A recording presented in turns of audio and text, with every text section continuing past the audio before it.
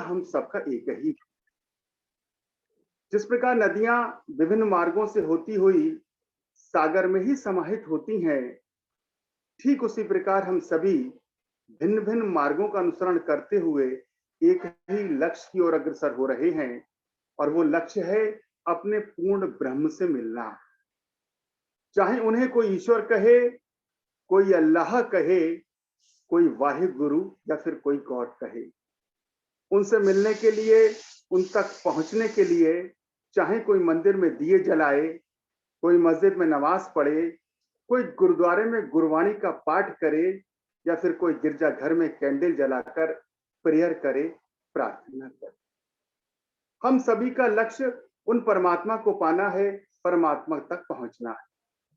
वर्तमान में जहां चारों ओर जातिवाद, ऊंच नीच और भेदभाव का साम्राज्य स्थापित हो रहा है, असत्य, अधर्म, अन्याय, अत्याचार, दुराचार और भ्रष्टाचार का बोलबाला है, ऐसे में हम कहीं अपने पथ से न भ्रष्ट हो जाएं, अपने लक्ष्य से न भटक जाएं, हमारी बुद्धि और हमारा विवेक न नष्ट हो जाए, इसके लिए आवश्यक है सत्संग।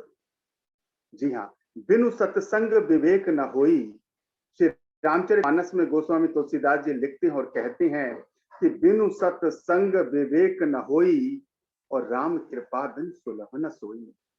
जिस प्रकार सत्संग के बिना हमारी बुद्धि और हमारे विवेक का विकास संभव नहीं है, ठीक उसी प्रकार इस कलिकाल में राम की कृपा के बिना, ईश्वर की अनुकंपा के बिना सत्संग का होना और सत्संग का मिलना भी संभव नहीं है।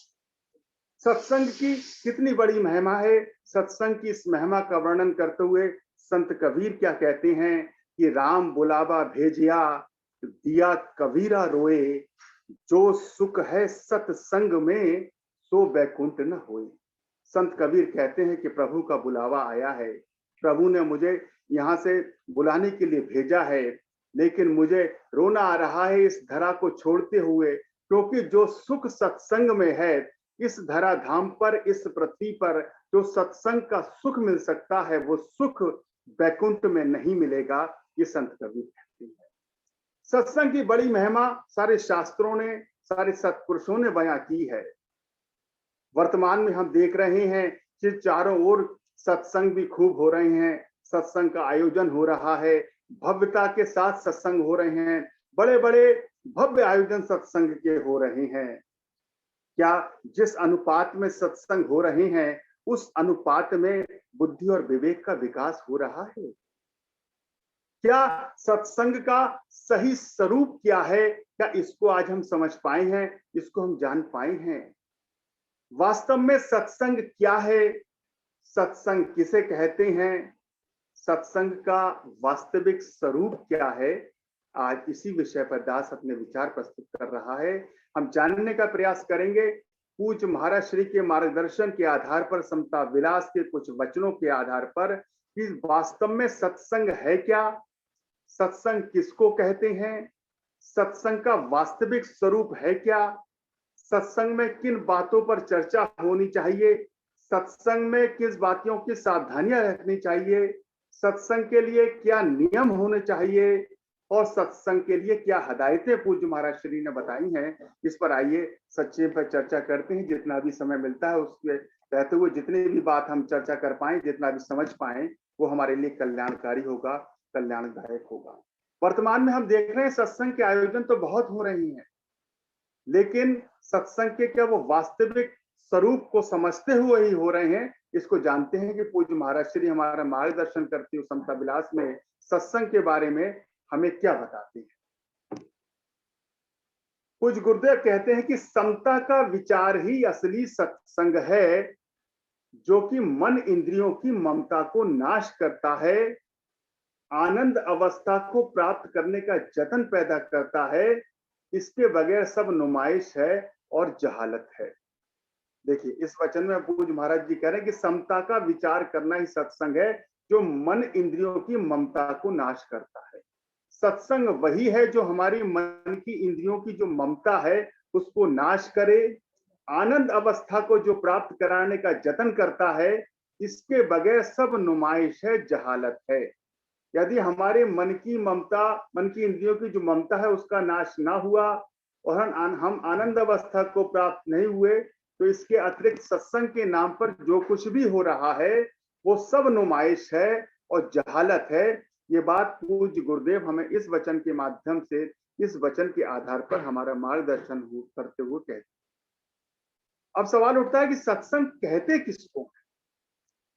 क्या सत्संग के नाम पर विभिन्न प्रकार के आयोजन करना, देवी देवताओं के स्वरूप बनाकर गीत और संगीत के माध्यम से, भजन संकीर्तन के माध्यम से अपना मनोरंजन करना ही सत्संग है, या सत्संग है क्या वास्तव में? तो गुरुदेव कहते हैं सत्संग किसको कहते हैं? जहां सत स्वरूप का विचार हो, सत्स्वरूप वो पारब्रह्म परमेश्वर, वो ईश्वर, जहां उसका विचार हो, जहां उसके बारे में चर्चा हो, वही असली सत्संग है। एक और वचन है जिसमें गुरुदेव कह रहे हैं जो हर एक के अंतर की जानने वाला है, जिसका असली भेद कोई दूसरा नहीं जान सकता, सर्वज्ञ स्वरूप परिपूर्ण है, उस परमात्मा का विचार करना ही परम सत्संग है। गुरुदेव कह रहे हैं सत्संग में केवल वही परमेश्वर, वो ईश्वर जो सबके अंतर की जानने वाला है, जिसका असली भेद कोई दूसरा नहीं जान सकता, सर्वज्ञ स्वरूप परिपूर्ण है, उस परमात्मा का विचार करना ही सत्संग है।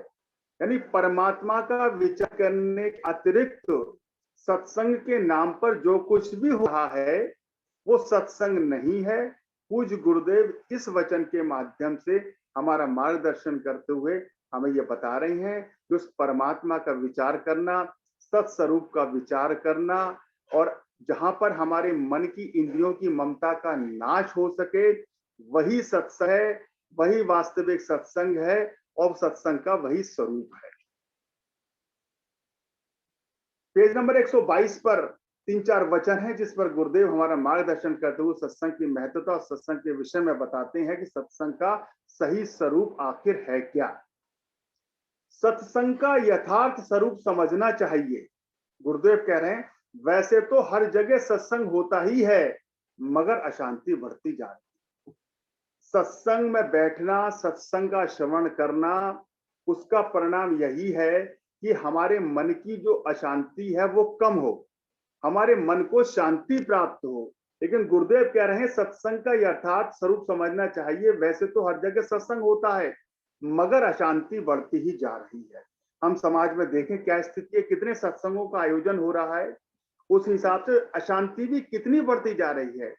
चारों ओर क्रोध, घृणा, अहिंसा कितनी बढ़ती जा रही है, जबकि सत्संग का जो परिणाम है वो प्रेम बढ़े, अहिंसा बढ़े, आपस में सौहार्द बढ़े, एकता बढ़े, समर्पण बढ़े, त्याग बढ़े। ये सत्संग का जो परिणाम है। गुरुदेव कह रहे हैं कि सत्संग जो हो तो रहा है लेकिन अशांति बढ़ती जा रही है। इसका कारण ये है कि हर एक आदमी सत्संग की आड़ में स्वार्थ का धर्म पालन कर रहा है। गुरुदेव कह रहे हैं कि जो भी सत्संग कर रहे हैं, सत्संग की आड़ में वो अपने स्वार्थ के धर्म का पालन कर रहे हैं, जिससे बजाय प्रेम के, आपस में प्रेम के बजाय ईर्ष्या आदि विकार प्रकट हो जाती हैं। ये सत्संग नहीं बल्कि कुसंग है, हमेशा दुर्मति को देने वाला है। पूज्य गुरुदेव कह रहे हैं कि सत्संग तो बहुत हो रहे हैं, अशांति पर अशांति बढ़ती जा रही है। उसका कारण यही है कि हर एक व्यक्ति धर्म की आड़ में अपने धर्म का पालन कर, अपने स्वार्थ का पालन कर रहा है। उसका उद्देश्य, उसका लक्ष्य सत्संग के माध्यम से शांति को बढ़ाना, प्रेम को बढ़ाना, एकता को बढ़ाना, सौहार्द को बढ़ाना नहीं है। उसका लक्ष्य तो अपने स्वार्थ का पालन करना है, उससे अपने धन की वृद्धि करना है, अपने स्वार्थ की वृद्धि करना है, अपने ऐश्वर्य की वृद्धि करना है। इसलिए अशांति बढ़ती जा रही है। गुरुदेव कह रहे हैं ये सत्संग नहीं बल्कि कुसंग है और ये दुर्मति को देने वाला है। अगले वचन में गुरुदेव कह रहे हैं सत्संग वही यथार्थ है जिसमें एकत्र बैठकर हर एक गुण अवगुण प्रेम पूर्वक विचार करना और सुनना चाहिए। सत्संग वास्तव में वही है जहां प्रेम पूर्वक इकट्ठे होकर अपने गुण और अपने अवगुणों दोनों पर विचार हो। होता क्या है, गुणों पर तो विचार होता है, हम अपने गुण तो सुनना चाहते हैं, अपनी अच्छाई तो सुनना चाहते हैं, पर अपने अवगुण, अपनी बुराई को सुनना नहीं चाहते। गुरुदेव कह रहे हैं सत्संग वही है जिसमें जहां गुण और अवगुण दोनों का विचार हो, हमारे अंदर क्या अच्छाइयां हैं, क्या बुराइयां हैं। वास्तविकता में हम मनन करें, चिंतन करें, अपना मूल्यांकन करें, और अच्छाई और बुराई को हम अगर रखें तो हम ये देखेंगे कि बुराई का जो पलड़ा है वो हमारा भारी ही होगा। अगर हमारे अंदर कुछ अच्छाइयां हैं लेकिन बुराइयां ज्यादा होंगी, गुरुदेव कह रहे हैं उन बुराइयों पर भी चर्चा करना आवश्यक है। अच्छाइयों के साथ साथ गुण और अवगुण दोनों को पर विचार करना चाहिए। अगर ऐसा सत्संग नहीं है तो महज केवल तमाशगाह बनी हुई है। गुरुदेव कह रहे हैं अगर ऐसा सत्संग जहां गुण और अवगुण दोनों पर विचार नहीं हो रहा है तो वो केवल तमाशगाह बनी हुई है। उस जगह जाने से कोई फायदा नहीं है, वो नुमाइश बुद्धि को मलिन करने वाली है। गुरुदेव कह रहे हैं ऐसी जगह नहीं जाना चाहिए, वहां जाने से हमारी बुद्धि मलिन हो जाएगी और इससे हमें कोई भी फायदा नहीं होगा। वो सत्संग जिसकी महत्वता गोस्वामी तुलसीदास जी वर्णन करते हुए कहते हैं कि बिनु सत्संग विवेक न हुई, सत्संग के श्रवण से के बिना विवेक नहीं होगा। ऐसे सत्संग में जाने से विवेक कभी भी जागृत नहीं होगा। पूज्य गुरुदेव हमें इस वचन के माध्यम से हमें बता रहे हैं। आगे गुरुदेव कह रहे हैं अगले वचन में कि हर एक वाक्यात धर्म नीति का विचार सही तरीका से करना और सही तरीके से सुनना, इस धारणा का नाम सत्संग है। हर एक वाक्यात अर्थात हर एक घटनाओं धर्म नीति का विचार सही तरीके से करना और सही तरीके से सुनना, इस धारणा का नाम सत्संग है। सत्संग में बजंतर और राग इतना विशेष फायदा नहीं देते जितना कि बिल्कुल शांत में होकर विचार सुना जाए। गुरुदेव कह रहे हैं सत्संग में गीत और संगीत, भजन संकीर्तन इतना महत्वपूर्ण नहीं है, ये बिल्कुल भी लाभ नहीं देते, बल्कि शांत में होकर विचार सुना जाए, बिल्कुल शांत भाव से, शांत मन से विचारों को सुना जाए। सत्संग के असली मानी ये है कि हर एक बात की असलियत पता में आ जाए, आगे मन खुद कोशिश करने लगता है।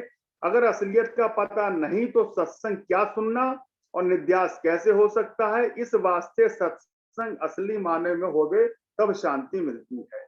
गुरुदेव कह रहे हैं कि मात्र मनोरंजन करना, गीत संगीत के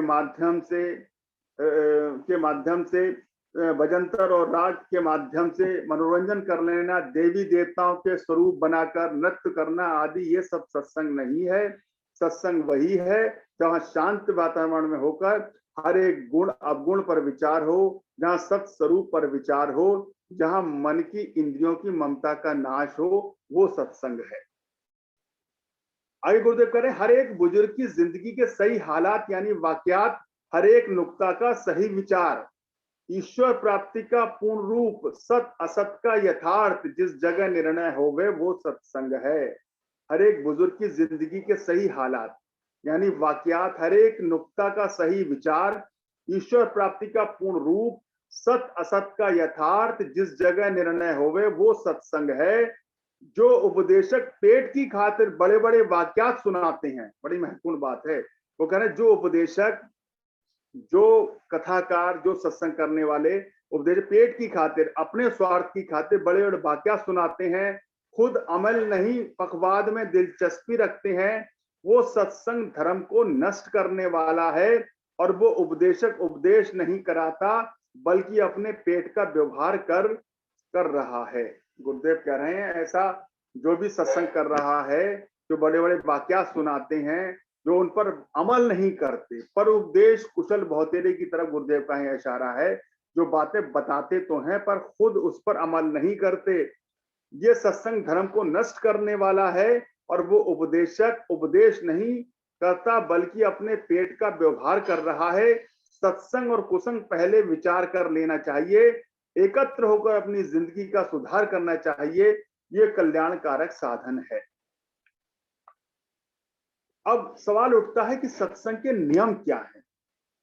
किन नियमों के आधार पर हम सत्संग करें? यह भी बड़ा महत्वपूर्ण है जानना कि सत्संग के आखिर नियम क्या है। किसी भी कार्य को करने के कुछ नियम होते हैं, कुछ कायदे, कुछ कानून होते हैं। तो गुरुदेव ने सत्संग के नियम बताए हैं, बड़ा ही महत्वपूर्ण। इस पे श्रवण करें, इस पर चर्चा करेंगे। गुरुदेव करें, सत्संग का पहला असूल इकट्ठा मिलकर बैठना, दूसरी अपनी बेहतरी के जरिए विचार करना, तीसरे असली धर्म का विचार श्रवण करना, तमाम बुजुर्गों की जिंदगी के हालात से वाकफी हासिल करना। देखिए सत्संग का पहला अनुवाद जो बताया वो इकट्ठा कर बैठना, इकट्ठे मिलकर बैठे, अपनी बेहतरी के जरिए विचार करना, अपनी किस तरह से हमारे बेहतरी के साधन हो सकते हैं इस पर विचार करना, तीसरे असली धर्म का विचार करना, तमाम बुजुर्गों की जिंदगी के हालत में वाकिफी हासिल करना, चौथे इस संसार में आने का यथार्थ लाभ विचार करना कि आखिर हम संसार में आए क्यों हैं। गुरुदेव कह रहे हैं इस बात पर विचार करें कि परमात्मा ने हमें 84 लाख योनियों में श्रेष्ठ ये जो मानव का तन दिया है, आखिर दिया क्यों है, इसका क्या लक्ष्य है, इसका क्या उद्देश्य है, इस बात पर विचार करना। चौथे संसार में आने का यथार्थ लाभ विचार का। पांचवें हर एक विघ्न निवारण करने का भाव पहचानना, सत्य धर्म में जागृति हासिल करना, छठा अंधविश्वास से निजात हासिल करना और सत्य विश्वास को धारण करना। गुरुदेव कहने की जो अंधविश्वास है हमारा संसार में, उससे निजात हासिल करना और सत्य विश्वास को हासिल करना, ये सत्संग का नियम है। इन नियमों के आधार पर ही सत्संग किया जाए। गुरुदेव कह रहे तभी वो लाभकारी है, तभी कल्याणकारी होगा। छठा अंधविश्वास से निजात हासिल करना, सत्य विश्वास को धारण करना, साथ में अपने गिरावट के कारण को विचार करना कि आखिर हमारे जीवन में गिरावट क्यों आ रही है, हमारे आध्यात्मिक जीवन में गिरावट क्यों आ रही है, आखिर हम क्या कारण है जो हम जो है पतन की ओर बढ़ रहे हैं, हम उत्थान की ओर नहीं बढ़ रहे हैं, हमारी गिरावटी का कारण क्या है, इस पर विचार करना सत्संग है। अपने गिरावट के कारण को विचार करना, विकास से मुखलिसी हासिल करना, और भी कोटो कोट फायदे हैं। इस बात से सत्संग का जरूरी जीवन धारण करना चाहिए। सत्संग से सही विचार, सही विश्वास, सही कोशिश प्राप्त होती है। सब जिंदगी की तरक्की का दारोमदार सत्संग है। प्रेम का सागर और पाप की औषधि ये सत्संग ही है। निश्चय करके सत्संग में सम्मिलित होना चाहिए। गुरुदेव कह रहे हैं कि सत्संग से सही विचार, सही विश्वास, सही कोशिश प्राप्त होती है। सब जिंदगी की तरक्की का दारोमदार भी सत्संग ही है। प्रेम का सागर और पाप की औषधि ये सत्संग ही है। निश्चय करके सत्संग में आना चाहिए, सत्संग में सम्मिलित होना चाहिए। आए गुरुदेव कह रहे हैं सत्संग में एकत्र होकर के सत्स्वरूप का विचार करना चाहिए। अपने बुरे आचारों को छोड़ना चाहिए। जो भी हमारी बुरी आदतें हैं, हमारे अंदर जो भी बुरे विचार हैं, उनको त्यागना चाहिए। सत्संग में अगर हम सम्मिलित हो रहे हैं, सत्संग में हम बैठे हैं, तो ये जरूरी है कि अपने बुरे विचारों को छोड़ना चाहिए। अपने बुजुर्गों के नक्शे कदम पर चलना चाहिए। हमारे बुजुर्ग हैं जो हमारे हमसे बड़े हैं, जिन्होंने अपने जीवन खपाया है इस संसार में, उनके नक्शे कदम पर चलना चाहिए। सत्पुरुषार्थ को धारण करना चाहिए। मानुष जिंदगी के असली फर्ज को विचार करना चाहिए। ये सब गुण सत्संग से प्राप्त होते हैं। हर वक्त इस साधन को धारण करना चाहिए। ये कितनी महत्वपूर्ण बात गुरुदेव इस वचन में बता रहे हैं कि सत्संग में करना क्या है। हमें अपने बुरे आचार, हमारे अंदर जो भी बुराइयां हैं, उनको छोड़ना चाहिए, उनको छोड़ने का प्रयास करना चाहिए। सत्संग में अगर हम बैठे हैं, ये महत्वपूर्ण है, उससे भी कहीं अधिक आवश्यक है वो सत्संग हमारे अंदर बैठे। हमें अपना विचार करना है, हमारे अंदर क्या अच्छाइयां हैं, क्या बुराइयां हैं, उन बुराइयों को हम कैसे छोड़ सकते हैं, आखिर हमारे पतन का कारण क्या है, इन सब पर विचार करना और उन कमियों को जानकर उन कमियों से निजात पाने का प्रयास करना ही सत्संग का लाभ है। आइए गुरुदेव कह रहे हैं जिस मनुष्य में सत्संग का प्रेम नहीं, जिस कौम में सत्संग का भाव नहीं, कभी भी तरक्की नहीं कर सकते। जिस मनुष्य में सत्संग का प्रेम नहीं है और जिस कौम में सत्संग का भाव नहीं है, जहां सत्संग का भाव नहीं है और सत्संग के प्रति प्रेम नहीं है, वो कभी भी तरक्की नहीं कर सकते। ख्वाहे और जितनी भी कोशिश करें, सबसे पहले तरक्की का मीनार सत्संग ही है। हमारे जो विकास का जो आधार है, हमारी जो तरक्की की मीनार है, वो सत्संग ही है। कोशिश करके हर एक को सेवा का लाभ उठाना चाहिए। सब देश और धर्म की तरक्की और जिंदगी सत्संग से ही है। अपरम अपार महिमा है, श्रवण करके असली यश को प्राप्त करना चाहिए। देखिए, इन वचनों के माध्यम से गुरुदेव ने कितना स्पष्ट किया है कि सत्संग क्या है, सत्संग का स्वरूप क्या है, सत्संग में किन बातों पर विचार करना चाहिए, सत्संग के नियम क्या है, ये सब हमें बताए हैं। अगर गुरुदेव के इस मार्गदर्शन के आधार पर हम सत्संग कर रहे हैं, सत्संग का श्रवण कर रहे हैं, अपने मन की जो इंद्रियों की ममता है उसको नाश करने का प्रयास कर रहे हैं, अपने अवगुणों पर विचार कर रहे हैं, अपने अवगुणों को सुधारने का प्रयास कर रहे हैं, जहां हम अपने बुजुर्गों की नक्शे कदम पर चलने का प्रयास कर रहे हैं, जहां पर हम अपने बेहतरी के बारे में सोच रहे हैं, ये सारे सत्संग का स्वरूप है। और इसके आधार पर अगर हम सत्संग कर रहे हैं, सत्संग में सम्मिलित हो रहे हैं, तो निश्चित ही वो सत्संग हमारे लिए कल्याणकारी है, हमारा जो प्रगति का मार्ग प्रशस्त करेगा। अब सवाल उठता है कि सत्संग में हदायतें क्या है, किन किन बातों की हमें सावधानियां रखनी है। ये तो हमने गुरुदेव के इस वचनों के माध्यम से जान लिया कि सत्संग किसे कहते हैं, सत्संग का स्वरूप क्या है और सत्संग किस प्रकार से करना चाहिए। लेकिन सत्संग के लिए हदायतें भी गुरुदेव ने दी हैं, वो श्रवण करते हैं। गुरुदेव कह रहे हैं, संगत आपस में प्रणाम या ब्रह्म सत्यम कहकर बैठा जाए, पुस्तक को बिल्कुल माथा टेकना मना है। गुरुदेव कह रहे हैं कि पुस्तकों को माथा टेकना, पुस्तकों पर कोई भेंट आदि चढ़ाना, पुस्तकों पर कोई पुष्प धूप दीप जलाना मना है। गुरुदेव कह रहे हैं कि हमें शास्त्रों की पूजा नहीं करनी है, शास्त्रों की में जो बातें लिखी है उसको अपने जीवन में धारण करना है। इसलिए गुरुदेव स्पष्ट कह रहे हैं कि पुस्तकों को माथा टेकना मना है। सिर्फ पुस्तकों को थोड़ी ऊंची जगह रखकर पाठक साधारण जगह ही बैठकर विचार करे और किसी किस्म की नुमाइश या गद्दी लगाने की जरूरत नहीं है। गुरुदेव कह रहे हैं, जो पाठक है, जो वक्ता है, वो थोड़ा ऊंचाई पर बैठ जाए। किसी प्रकार की कोई गद्दी, किसी प्रकार का कोई सिंहासन सजाना आवश्यक नहीं है पाठक के वास्ते। और वर्तमान में हम देख रहे हैं सत्संग का क्या स्वरूप है, कितनी भव्यता के साथ सत्संग के आयोजन होते हैं, कितने भव्य पंडालों में कितनी भव्य व्यास गद्दियां बनाई जा रही हैं, जो वक्ता है वो कितने ऊंचे ऊंचे सिंहासनों पर बैठ रहे हैं। गुरुदेव कह रहे हैं ये सारा मना है, ऐसा नहीं करना चाहिए। और किसी किस्म की नुमाइश या गद्दी लगाने की जरूरत नहीं है। इससे कमजोर बुद्धि वालों के अंदर अभिमान आ जाया करता है। इस वास्ते निर्माण भाव से ही पाठक बैठ करके पाठ या विचार किया करे। ये सबको बजाय कर दे कि अगर आसन लगाना हो तो सिर्फ पाठक के वास्ते कुशा या ऊन का आसन लगाना चाहिए। हर एक काम में सफलता और सादगी होनी चाहिए। हर एक काम में सरलता और सादगी होनी चाहिए। जो भी काम करें बड़ी सरलता के साथ और सादगी के साथ करें। किसी प्रकार की नुमाइश, किसी भी प्रकार का दिखावा वर्जित है, गुरुदेव ये बता रहे हैं। बस हर एक काम में सरलता और सादगी होनी चाहिए। नुमाइश से परहेज करना चाहिए। इससे अंतःकरण की शुद्धि प्राप्त नहीं होती, बल्कि ईर्ष्या और अभिमान पैदा होने का खतरा हो जाता है। ऊंच नीच का भेद सत्संग में नहीं होना चाहिए।